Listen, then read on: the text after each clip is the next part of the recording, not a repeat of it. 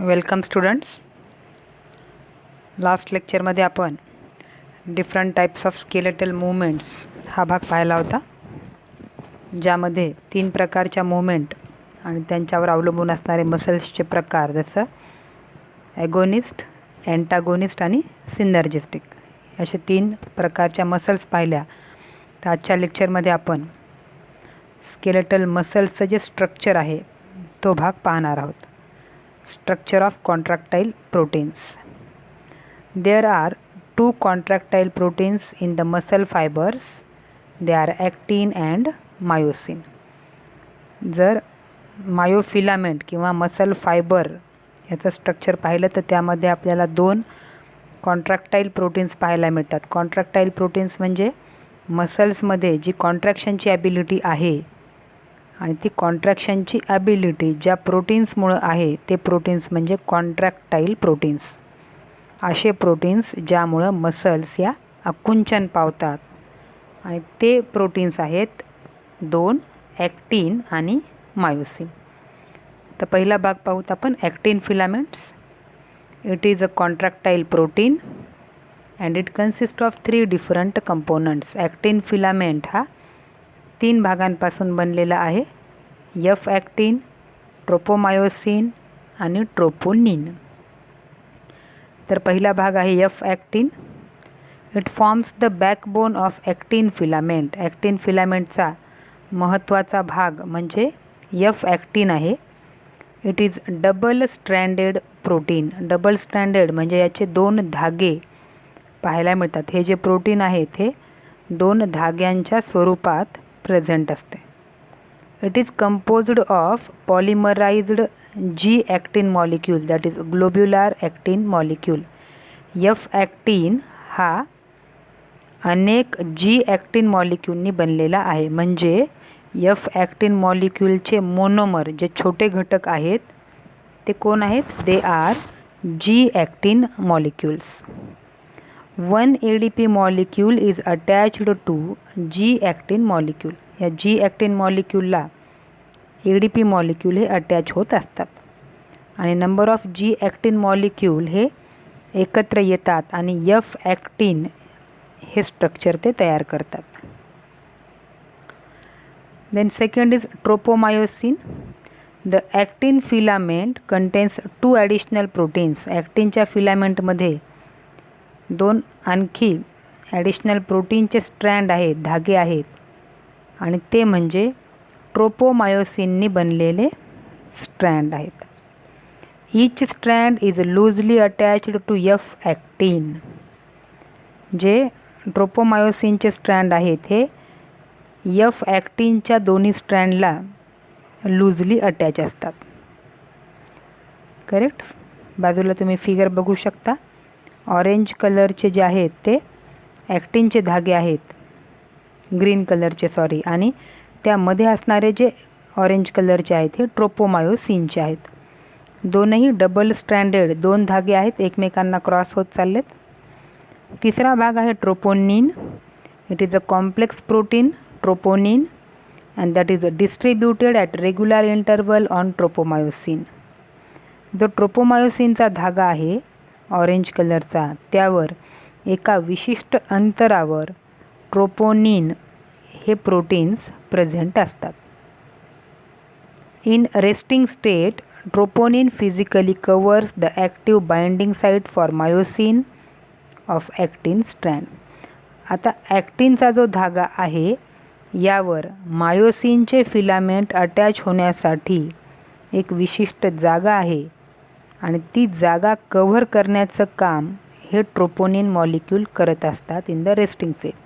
म्हणजे जेव्हा कुठल्याही पद्धतीची मसल्सची कॉन्ट्रॅक्शन अवस्था नाही, अशा वेळेस हे मायोसिनची जी काही बाइंडिंग साईट आहे ही कव्हर केलेली असते. And troponin has strong affinity for calcium ions that initiate the contraction process. आणि जेव्हा कॉन्ट्रॅक्शन होत असते तेव्हा कॅल्शियम आयन बाइंड होण्यासाठी ट्रोपोनिन हे त्यांच्याकडे स्ट्रॉंगली अट्रॅक्ट होत असतात. बघा फिगरमध्ये ॲक्टिन सब युनिट हा ग्रीन कलरचा आहे ज्यावर डार्क ग्रीन कलरच्या मायोसिनसाठी बाइंडिंग साईट आहेत, त्या स्ट्रँडसोबत ऑरेंज कलरचे स्ट्रँड ट्रोपोमायोसिनचे आहेत. आणि या ट्रोपोमायोसिनवर जो छोटा मण्याच्या आकाराचा फिकट कलरचा राऊंड दिसतोय, तो म्हणजे ट्रोपोनिन हा प्रोटीन आहे. This is about thin filament, that is actin filament. आता दुसरं आहे myosin filament, thick filament. Each myosin filament is also a polymerized protein. जसं ॲक्टिन फिलामेंट हा अनेक घटकांनी बनलेला आहे, तसा मायोसिन फिलामेंटसुद्धा अनेक घटकांनी बनलेला आहे. It is made up of monomer protein meromyosin. मग कोणत्या घटकांपासून बनलेला आहे मायोसिन फिलामेंट? तर तो मेरोमायोसिन या प्रोटीनपासून मायोसिन फिलामेंट हे तयार होत असतात. Each meromyosin has 2 component. याला 2 भाग आहेत. A globular head with a short arm and a tail. हेडचा भाग आहे आणि ज्यावर एक छोटी आर्म आहे, आणि दुसरा भाग म्हणजे टेल आहे. तर हेड बघू. Head is also called as heavy meromyosin, HMM. The head and short arm project outward at regular distance and angle from each other from the surface of polymerized myosin filament known as cross arm. Head आणि arm हे दोघेही एका regular इंटरवलला बाहेरच्या दिशेने आपल्याला project झालेले पाहायला मिळतात, आणि ज्यामुळे हे क्रॉस ब्रिज किंवा क्रॉस आर्म तयार करत असतात. A globular head is an active ATPase enzyme. या हेडवर एटीपेज एन्झाईम जो आहे हा प्रेझेंट असतो. And it has binding site. आता जसं ॲक्टिनवर मायोसिन फिलामेंट बाइंड होण्यासाठी जागा उपलब्ध आहे, तशीच मायोसिन फिलामेंटवर सुद्धा ATP मॉलिक्यूलसाठी आणि ॲक्टिन या फिलामेंटसाठी पर्टिक्युलर स्पेस अवेलेबल आहे. Tail is also called as light meromyosin. टेलचा जो भाग आहे याला LMM असं म्हणतात. फिगरमध्ये पाहू शकता जो थिक फिलामेंट आहे, तर वरच्या फिगरमध्ये आपल्याला नंबर ऑफ हेड, ग्लोब्युलर भाग हे पाहायला मिळतात, आणि सगळ्या टेल ह्या युनाईट झालेल्या आहेत. तर खालच्या फिगरमध्ये मायोसिन फिलामेंट हा मेरोमायोसिनने बनलेला आहे दाखवले आहे. मेरोमायोसिनचे फिलामेंट दाखवलेले आहेत, ज्याचे 2 भाग पडतात, हेड आणि टेल. हेड हा हेवी मेरोमायोसिन आहे, तर टेल हा लाईट मेरोमायोसिन आहे. त्यानंतर हेड आणि शॉर्ट आर्म यांच्याद्वारे क्रॉस आर्म तयार केली जाते.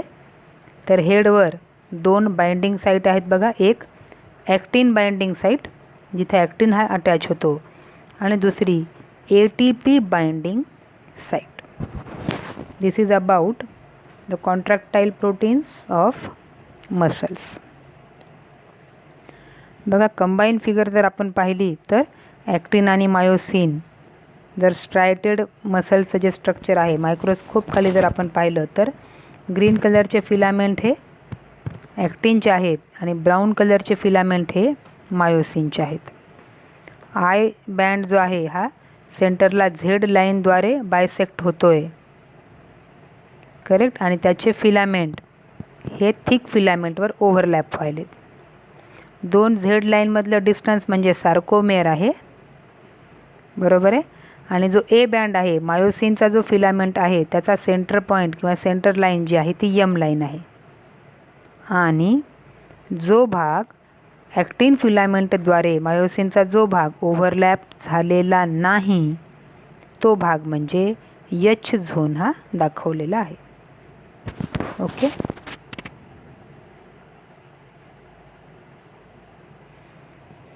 आता पुढचा भाग पाहू, that is mechanism of muscle contraction. Muscle contraction is best explained bye sliding filament theory. Sliding filament theory was put forth by H.E. Huxley and A.F. Huxley. मसल्समध्ये होणारं जे कॉन्ट्रॅक्शन किंवा रिलॅक्झेशन आहे हे पाहण्यासाठी जी सगळ्यात बेस्ट मानली जाते ती म्हणजे स्लाइडिंग फिलामेंट थेरी आहे. 2 धागे हे एकमेकांवर कशा पद्धतीने ओव्हरलॅप होतात याची थेरी आहे, आणि ही थेरी H.E. हस्क्ले आणि A.F. हस्क्ले या 2 सायंटिस्टनी मांडलेली आहे. It is also called as, याच थेअरीला वॉक अलॉंग थेअरी किंवा रॅकेट थेअरी असेही म्हणतात. According to this theory, interaction between actin and myosin is the basic cause of muscular contraction. तर या थेअरीनुसार मसल्सची जेव्हा कॉन्ट्रॅक्ट होते तेव्हा मुख्यत्वे हे ॲक्टिन आणि मायोसिन हे जे 2 फिलामेंट आहेत यांच्या इंटरॅक्शनमुळं मसल्समध्ये कॉन्ट्रॅक्शन पाहायला मिळतात. This theory state that contraction of a muscle fiber takes place by sliding of thin filament over thick filaments. या थेअरीच्या अनुसार मसल्समध्ये होणारं कॉन्ट्रॅक्शन हे थिन फिलामेंट जेव्हा थिक फिलामेंट वर ओव्हरलॅप होतात, स्लाइड होतात, तेव्हा मसल ही कॉन्ट्रॅक्ट होत असते. Muscle contraction is initiated by a signal sent by CNS via motor neuron along with muscle fibre. आता मसलमध्ये कॉन्ट्रॅक्शन हे केव्हा घडून येतं आहे तर यासाठी मुख्यतः CNS किंवा सेंट्रल नर्वस सिस्टीम किंवा ब्रेनद्वारे संवेदनाही यावी लागते आणि ही संवेदना मोटार न्यूरॉनद्वारे मसल फायबरपर्यंत पोहोचवल्या जात असते. आता जे नाडी संस्थान आहे यामध्ये 2 प्रकारच्या आपल्याला नाड्या पाहायला मिळतात. एक आहे संज्ञावह आणि एक आहे आज्ञावह, म्हणजे सेन्सरी आणि मोटार. तर मोटार न्यूरॉन्स जे आहेत हे ब्रेनकडून येणारी आज्ञा मसल्सला पोहोचवत असतात. The motor unit is formed by motor neuron along with muscle fibre. म्हणजे हा मोटार न्यूरॉन जिथं मसल फायबरला जोडलेला आहे त्या ठिकाणी मोटार युनिट हे तयार होत असते. The junction between motor neuron and the sarcolemma of a muscle fiber is called as a neuromuscular junction or motor end plate. Okay, neuromuscular junction म्हणजे या ठिकाणी 2 भाग एकमेकांना जोडायचे. एक आहे न्यूरो म्हणजे ब्रेनचा आणि दुसरा मस्क्युलर म्हणजे मसल्सचा. तर मग मोटार न्यूरॉनद्वारे मसल फायबरमधला जो सार्कोलेमा आहे, मसल त्याची जी प्लाझ्मा मेम्ब्रेन आहे, हे एकमेकांना जोडल्या जातात. नर्व आणि सार्कोलेमा या दोघाच्या जंक्शन पॉईंटला म्हणलं जातं न्यूरोमस्क्युलर जंक्शन और मोटार एंड प्लेट. मग neural signal reaching the junction they releases a neurotransmitter acetylcholine. जेव्हा ब्रेनद्वारे ह्या मोटार नर्व्स आज्ञा घेऊन येतात त्यावेळेला त्या न्यूरोमोटार जंक्शनजवळ एक घटक तयार केले जातात ज्याला न्यूरोट्रान्समीटर असं म्हणतात आणि ते म्हणजे आहेत acetylcholine, which generate and action potential in the sarcolemma. आणि ह्या ॲसिटिल कोलिनच्या रिलीज झाल्यामुळं त्या ठिकाणी ॲक्शन पोटेन्शियल हा निर्माण केल्या जातो. This spread through muscle fibre and causes release of calcium ions into the sarcoplasm. आता एकदा का न्यूरोट्रान्समीटर सिक्रीट झाले तर ते पूर्ण मसल फायबरमध्ये स्प्रेड होतात आणि त्यामुळं सार्कोप्लाझममध्ये जे काही कॅल्शियम आयन्स आहेत हे रिलीज केले जात असतात. Increase in calcium level lead to binding of calcium with subunit troponin on actin filament. जेव्हा ही कॅल्शियम आयनची लेवल वाढते तेव्हा हे कॅल्शियम आयन्स ॲक्टिनवर असणारे जे ट्रोपोनिन प्रोटीन आहेत त्याच्यासोबत बाइंड होतात. Thereby they remove the masking of active site for myosin. आणि हा ट्रोपोनाइन जेव्हा कॅल्शियम आयनसोबत बाइंड होतो तेव्हा त्याने कव्हर केलेली जी मायोसिनची बाइंडिंग साईट आहे ॲक्टिनवरची ती साईट ओपन होते. म्हणजे मायोसिन फिलामेंट हा ॲक्टिन फिलामेंटला इझिली अटॅच होऊ शकतो. का? कारण त्यावर असणारं जे कव्हर होतं ट्रोपोनिनचं हे बाजूला झालं आहे. का बाजूला झालं आहे? कारण ते कॅल्शियम आयनसोबत अटॅच झाले. Utilising the energy from ATP hydrolysis, myosin head bind to exposed active site on actin to form a cross bridge.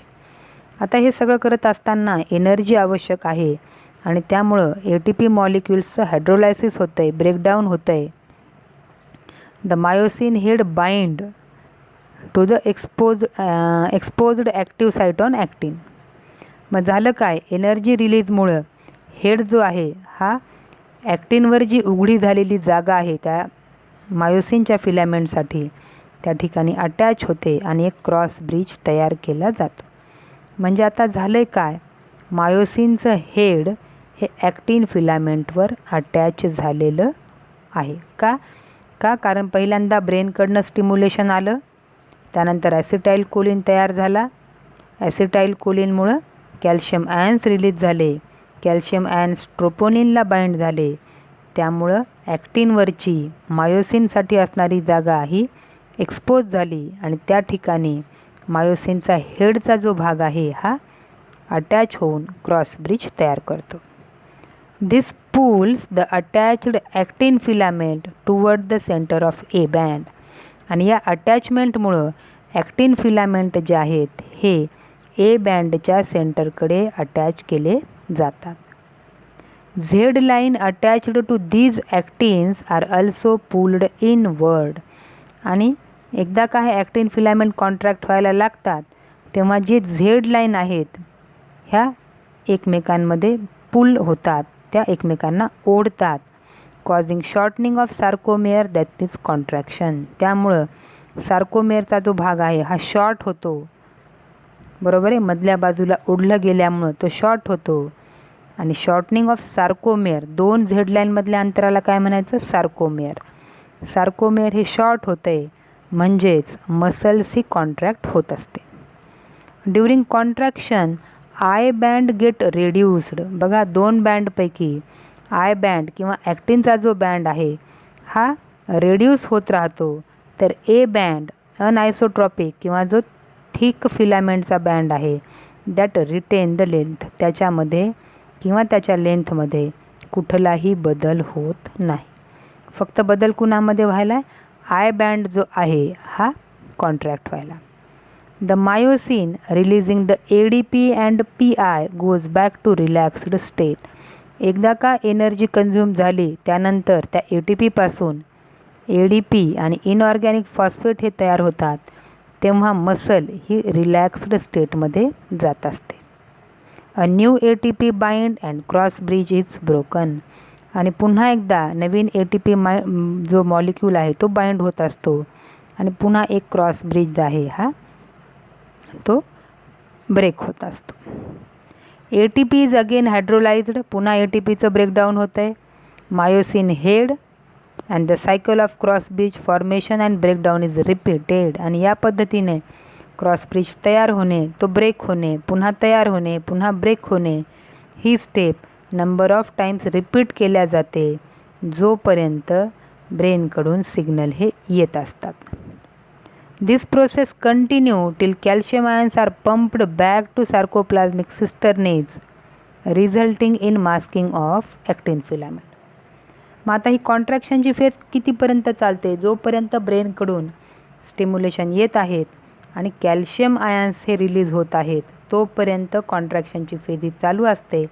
एकदा का ब्रेनकडून येणारे स्टिम्युलेशन थांबले तर ॲसिटाईल कोलिनचं प्रोडक्शन थांबल्या जाईल आणि त्यामुळं सार्कोप्लाझमिक रेटिक्युलममधून रिलीज होणारे कॅल्शियम आयन्स हे थांबवले जातात. कॅल्शियम आयन थांबले की ट्रोपोनिन जो आहे हा आपल्या आपल्या जागेवर म्हणजे ॲक्टिनवर ज्या ठिकाणी मायोसिन बाइंडिंग साईट आहे त्या ठिकाणी तो अटॅच होतो आणि पुढचे जे काही मायोसिनचे फिलामेंट आहेत हे ॲक्टिनसोबत बाइंड होत नाहीत, क्रॉस ब्रिज फॉर्मेशन थांबते. This causes return of Z line. आणि त्यामुळे होते काय, झेड लाईन जी आहे, सार्कोमेअर जो आहे हा आपल्या आपल्या पोझिशनला पाठवला जातो. म्हणजे कॉन्ट्रॅक्शनची जी फेज होते ती आता रिलॅक्झेशन फेजमध्ये कन्व्हर्ट होते. And relaxation time of the fibres can vary in different muscle. प्रत्येक मसलमध्ये रिलॅक्झेशनचा जो टाईम आहे हा वेगवेगळा पाहायला मिळतो. तर बघा, या ठिकाणी एक फिगर आहे ज्यामध्ये पहिला number, myosin head hydrolyses ATP and it becomes reoriented and energised. म्हणजे व्हायलं काय, ब्रेनकडनं स्टिम्युलेशन आलं आहे, मसलला कॉन्ट्रॅक्ट व्हायचं आहे, त्यामुळं मायोसिन जो फिलामेंट आहे त्यावर असणाऱ्या ATP बाइंडिंग साईटवर ATP अटॅच होऊन त्याचं ब्रेकडाऊन होतं आहे आणि जे थिक फिलामेंट आहे त्याला एनर्जी प्राप्त होते. तर सेकंडमध्ये myosin head bind to actin forming cross bridge. बरोबर आहे. कॅल्शियम आयन रिलीज झाले, ट्रोपोनिन त्या कॅल्शियमसोबत बाइंड होतो आणि त्यामुळं ॲक्टिनच्या फिलामेंटवर मायोसिनसाठी जी काही जागा आहे ती उघडी पडते, एक्सपोज होते आणि हेड ऑफ मायोसिन त्या ठिकाणी अटॅच होतो. Next, myosin head rotate toward the centre of sarcomere. आता हे मायोसिनचं जे हेड आहे हे सार्कोमेअरच्या सेंटरकडे रोटेट होत असते. As myosin bind to ATP the cross bridge detach from actin. पुन्हा लगेच जेव्हा ATP हा मायोसिनच्या हेडला बाइंड होतो त्या ठिकाणी क्रॉस ब्रिज हा थांबवला जातो आणि पुन्हा ATPचं हायड्रोलायसिस होते, ADP-IP रिलीज होतो, एनर्जी तयार होते. या एनर्जीचा वापर करून मायोसिनचं हेड हे पुन्हा त्याच्यासाठी असणारी जी काही बाइंडिंग साईट आहे ॲक्टिनवर त्या ठिकाणी बाइंड होते, क्रॉस ब्रिज हा पुन्हा तयार केला जातो आणि या क्रॉस ब्रिजमुळं सार्कोमेअर हा कॉन्ट्रॅक्ट होत असतो, मसल ही कॉन्ट्रॅक्ट होत असते.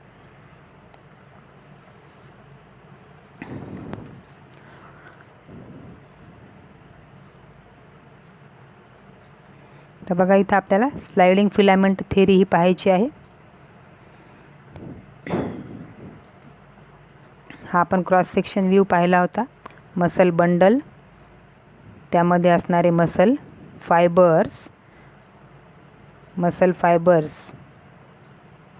फायबरमधला हा एक मायोफिलामेंट आणि या मायोफिलामेंटमध्ये असणारे हे ॲक्टिन आणि मायोसिन हे कॉन्ट्रॅक्टाईल प्रोटीन्स.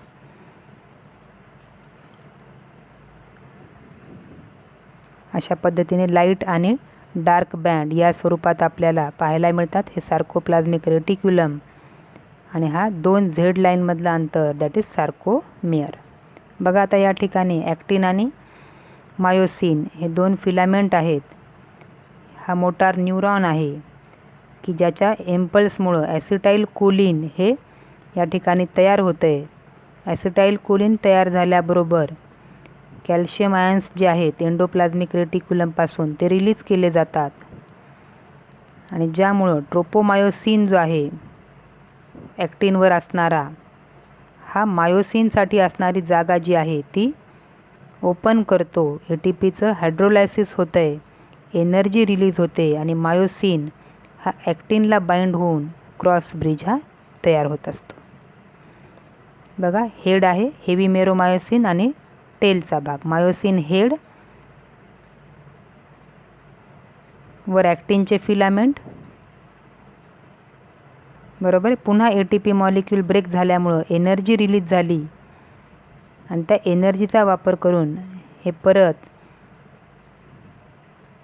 मायोसिनचं जे हेड आहे हे या पद्धतीने प्रत्येक वेळेस क्रॉस ब्रिज जेव्हा होईल तेव्हा ॲक्टिनचे फिलामेंट मायोसिनवर ओव्हरलॅप होतील, सार्कोमेअरमधलं डिस्टन्स हे कमी होईल आणि जेव्हा सिग्नल थांबेल तेव्हा परत रिलॅक्झेशनची फेज येईल, सार्कोमेअर हा दूर लोटल्या जाईल आणि मसल ही रिलॅक्स फेजमध्ये कन्व्हर्ट केल्या जाईल.